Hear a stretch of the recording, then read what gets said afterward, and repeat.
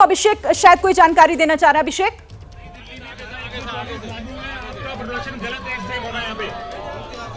बिल्कुल, देखिए मैं आपको यहाँ की तस्वीरें दिखा रहा हूँ। यहाँ पर अब पुलिस हटाने लगी है। शिक्षा मंत्रालय के सामने जो विद्यार्थी हैं इनको हटाने की कवायद की जा रही है। राजेश आगे आइएगा और आपको एकदम करीब से हम दिखाते हैं। ये देखिए टांग करके ले जाया जा रहा है इनको यहाँ से।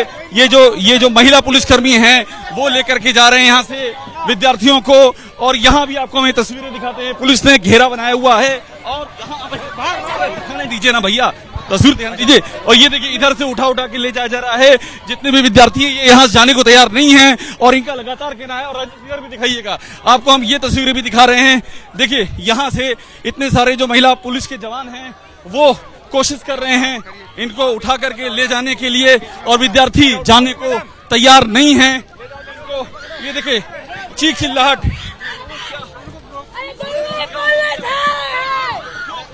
उठा करके ये देखिए यहाँ से उठा करके ले जा रही है पुलिस। विद्यार्थी एकदम जाने को तैयार नहीं है। ये कह रहे हैं शिक्षा मंत्री बाहर आए और बाहर आकर के इनसे बात करें। वहां पर लगी हुई है बस। और अब यहाँ से हम तस्वीरें आपको दिखा रहे हैं। देखिए यहाँ से खींचते हुए ये आयशा के बच्चे हैं, एसएफआई के हैं, अलग अलग संगठनों के विद्यार्थी हैं और उनको यहाँ से बसों में भरने की कवायद की जा रही है और उसके बाद यहाँ से ले जाएगा। इसके पहले भी ये दिखाएगा, इसके पहले भी ये तस्वीर मैं आपको दिखा रहा हूँ। इसके पहले भी क्या आपको क्या बोल रहे हैं ले जाने के लिए हम तब तक यहाँ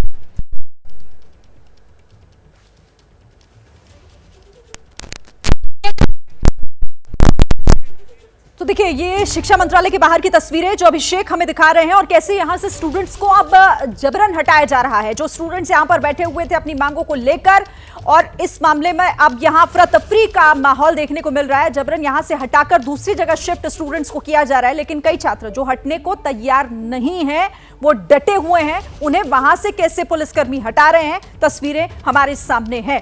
तो जगह जगह स्टूडेंट्स का गुस्सा देखने को मिल रहा है और गुस्सा जायज भी है क्योंकि उनके भविष्य के साथ खिलवाड़ हो रहा है। एक बार फिर नम्रता आपके पास आते हैं और स्टूडेंट से बात कीजिए कि अब इस पूरे मामले में वो खुद को कहां पाते हैं, क्योंकि जिस तरीके की तस्वीरें हम देख रहे हैं, प्रदर्शन हो रहा है लेकिन अब तक छात्रों के साथ हुए इस अन्याय पर कुछ निकलकर सामने नहीं आ रहा। जी बिल्कुल, मैं स्टूडेंट से बात कर रही थी। ये कह रहे थे कि सिर्फ उनका सपना नहीं है नीट पास करना, वो अपने पेरेंट्स की स्थिति को ठीक करना चाहते हैं, इसलिए बहुत बड़ा एग्जाम था। लेकिन अब आपके भविष्य के साथ खिलवाड़ हो रहा है। किस तरह की कार्रवाई, क्या कुछ चाहते हैं आप लोग? री एग्ज़ाम होने चाहिए। री एग्जाम होने चाहिए, क्या कहेंगी आप, क्या कार्रवाई होनी चाहिए? स्ट्रिक्ट एक्शंस लेना चाहिए और स्टूडेंट जो ऐसे चीज़ करते तो उनके ऊपर भी स्ट्रिक्ट एक्शन लेना चाहिए। जी क्या कहेंगे, कितना प्रभाव पड़ता है पेरेंट्स पर? आप लोग की पेरेंट्स का क्या रिएक्शन आता है?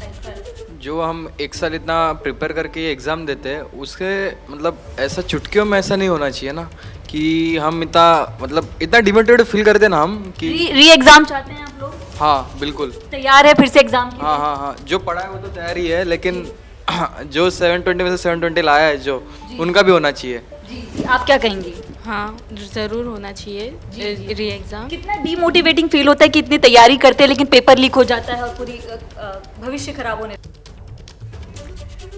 तो देखिए हम लगातार कोशिश यही कर रहे हैं कि उन स्टूडेंट्स का दर्द, उनकी परेशानी सरकार तक पहुंचे, उस सिस्टम तक पहुंचे जिस सिस्टम के खोखलेपन की वजह से आज ये बच्चे जो एग्जाम की तैयारी कर रहे थे, जिन्होंने एग्जाम दिया भी, वो अपने भविष्य का सपना देख रहे थे, लेकिन अब वो निराश और हताश होते दिखाई दे रहे हैं। उनकी सरकार से एक ही गुहार है कि उनके साथ जो अन्याय हुआ, क्योंकि उन्होंने तो जेन्युइनली मेहनत की थी जिसका नतीजा उन्हें नहीं मिला। अब आइए आपको दिखाते हैं और क्या सबूत चाहिए। ये सवाल क्यों वाजिब हो जाता है ये भी आप समझिएगा। एक रात पहले मेरे पास आ गया था प्रश्न पत्र, 100% वही सवाल थे, फूफा ने करवाई थी सेटिंग। ये अनुराग यादव नीट परीक्षार्थी और आरोपी भी है। अब उसने ये पूरा कबूल कर लिया है कि कैसे उसके पास एक रात पहले उसके पास वो क्वेश्चन पेपर आ गया था।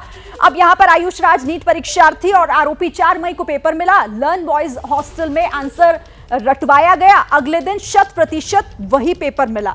मेरे साथ 20 से 25 परीक्षार्थी और थे। यानी आप सोचिए कि कैसे उन्हें एक रात पहले मुहैया कराया जाता है पेपर और उसके बाद रटवा दिया जाता है पूरा का पूरा। अब अमित आनंद पेपर लीक का आरोपी है। ये भी 4 मई की रात में नीट परीक्षा का क्वेश्चन पेपर लीक करवाकर सिकंदर द्वारा लाए गए 4 से 5 अभ्यर्थियों को उत्तर के साथ पढ़ाया गया।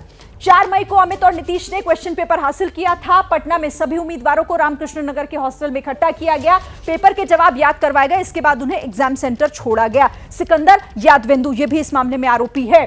4 मई को सिकंदर 4 से 5 अभ्यर्थियों को लेकर आया था। अमित आनंद के साथ मिलकर सभी परीक्षार्थियों को पेपर और आंसर एक साथ रटवाए गए। अमित मेरा जानने वाला है, यह भी नीतीश कुमार जो नीट पेपर लीक का आरोपी है।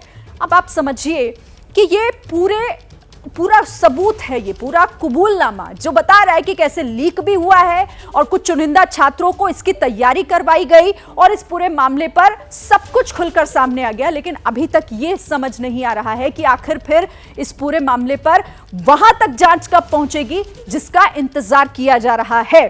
जैनेंद्र, अब इस मामले में सरकार से भी सवाल है कि अगर इतनी धीमी गति से जांच आगे बढ़ेगी तो तब तक तो बहुत देर हो जाएगी और इसीलिए आज स्टूडेंट सड़कों पर बैठे हुए हैं, चाहे शिक्षा मंत्रालय के सामने हो या अलग अलग राज्यों में जहां कहीं सड़कों पर इसी तरीके की तस्वीर दिख रही है। बिल्कुल यही सवाल है, बुनियादी सवाल है। प्रधानमंत्री बताते हैं परीक्षा के समय में तनाव कैसे नहीं लेना है। प्रधानमंत्री को यह भी बताना चाहिए कि जब पेपर लीक हो जाता है और दोबारा परीक्षा देनी होती है तब जो तनाव होता है उससे कैसे बचा जाए। सीधी जिम्मेदारी सरकार की है। देखिए सीधी जिम्मेदारी, और जिस तरीके से देरी की जा रही है सवाल उससे और उठ रहे हैं। बहुत जरूरी है कि सरकार को सामने आना चाहिए और तत्काल जिम्मेदारी के साथ कार्रवाई करनी चाहिए, क्योंकि जितनी देर होगी आरोपियों को, दोषियों को बचने का उतना ज्यादा मौका मिलेगा। पेपर लीक हो चुका है, बिल्कुल इसमें कोई इफ और बट होना ही नहीं चाहिए, क्योंकि सीधे सीधे जिम्मेदारी सरकार की है और इस पर अब सरकार को जवाब भी देना चाहिए। बहरहाल बहुत शुक्रिया आप सभी का हमारे साथ जुड़ने के लिए।